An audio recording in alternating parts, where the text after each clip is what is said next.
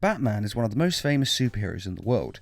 He is in peak physical condition and trained in pretty much all fighting styles. He has a genius level intellect and has a plan for everything. However, he is still human, and that means he has made mistakes in his life the same as the rest of us.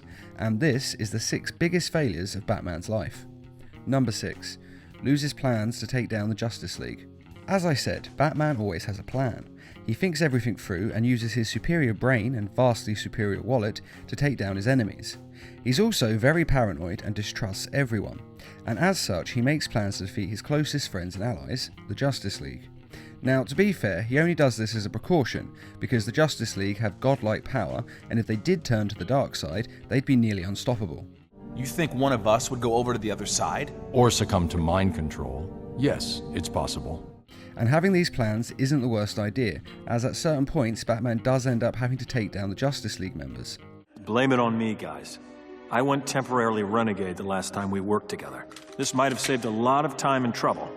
But the failure here isn't making the plans, but rather keeping them in the Batcave and letting them get stolen. In the comics, the plans are stolen by Ra's al Ghul, who then uses them to attack the Justice League.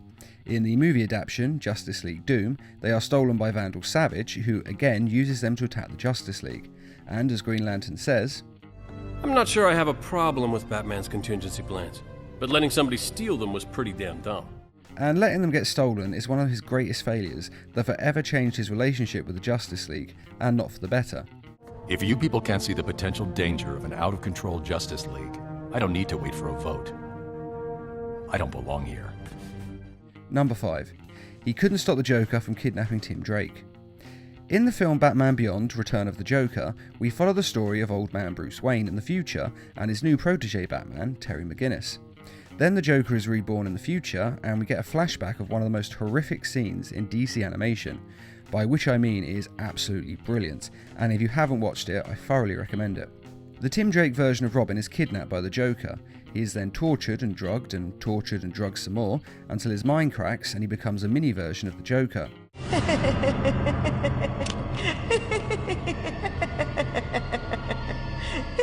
He's finally able to snap out of it when the Joker demands he kills Batman, and instead he shoots the Joker and breaks down crying.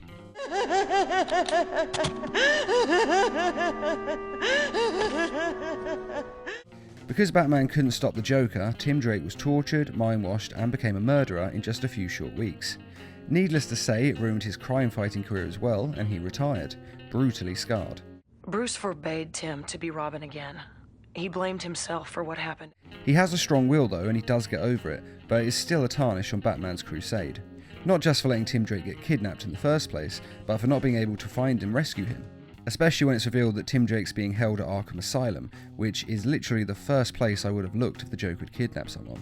With his last act of cruelty, the Joker had tainted us all with compromise and deception. Number 4. Not stopping Barbara Gordon from being crippled. Barbara Gordon was Batgirl, one of Batman's greatest partners. She saved his life along with countless lives of Gotham citizens many times over, and did all of this without taking any extreme damage.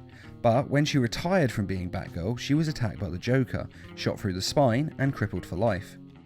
Candygram!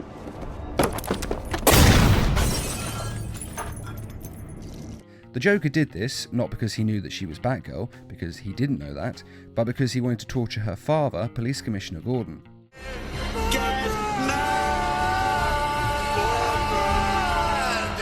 Barbara Gordon, much like Tim Drake, was able to overcome this, and she then decided to go back to fighting crime once more, but this time from behind the scenes as the computer hacker Oracle.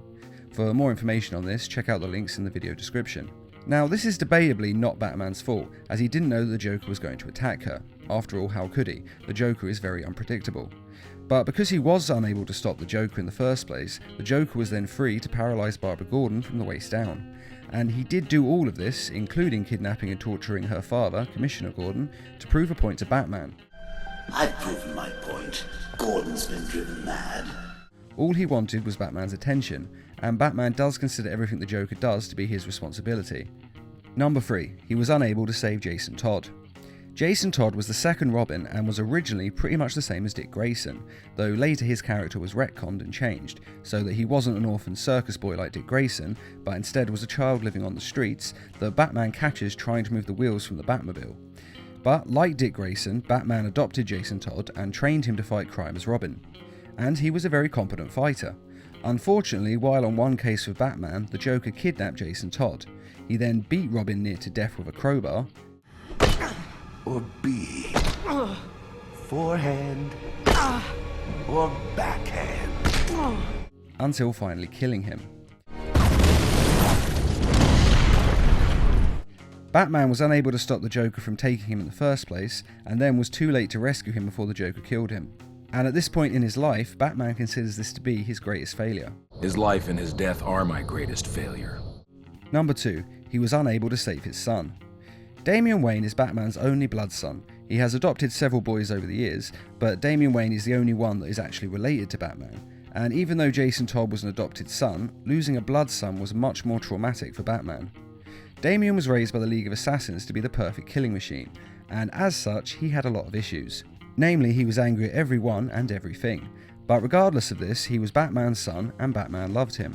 And he did everything he could to try and repair the damage done to his psyche by the League of Assassins. But unfortunately, he was unable to stop Damian Wayne from being murdered. Now, when you take under consideration the forces Batman was up against, then there really was no way he could have stopped this from happening. But he views it as one of his greatest failures, and holds himself responsible as he was unable to protect him. For the full story on how Damian Wayne died, again see the links in this video's description. Now, with this being comics, Damian Wayne of course did not stay dead for long, and Batman was able to resurrect his son. But even still, Batman will always view this as one of his greatest failures. Number 1. He created the Joker. It's hard to top the failure of letting your only blood son die, but creating the Joker is definitely a greater failure. For those who don't know, Batman created the Joker in the story Batman the Killing Joke. An unnamed man was committing a robbery because he was desperate, and he was dressed as the Red Hood, and as such Batman thought it was the crime boss, Red Hood. But in fact he wasn't a crime boss, he was just an average guy who was wearing the Red Hood as a disguise. But when Batman confronted him, the Red Hood tripped, and Batman was unable to stop him from falling into a vat of chemicals. These chemicals scarred him, changing his hair and skin colour, and transformed him into the Joker. For the full origin story, again check out the links in this video's description. Now, this one is debatable as being Batman's fault, because it can be argued that Batman didn't create the Joker, as he didn't ruin his life and force him to be a criminal, and then force him to fall into a vat and turn insane. But without Batman being there, it's very unlikely that the Joker would have been born. The security guards discovered the criminals breaking into Ace Chemicals, and started shooting them, and actually managed to take out the 2 other criminals who were with the Red Hood. And if it hadn't been for Batman stopping the guards from shooting at him, then they either would have killed the Red Hood and thus killed the Joker, or he would have surrendered and been arrested, and again the Joker would never have been born. Stop! No more shooting. I'll take care of this my way.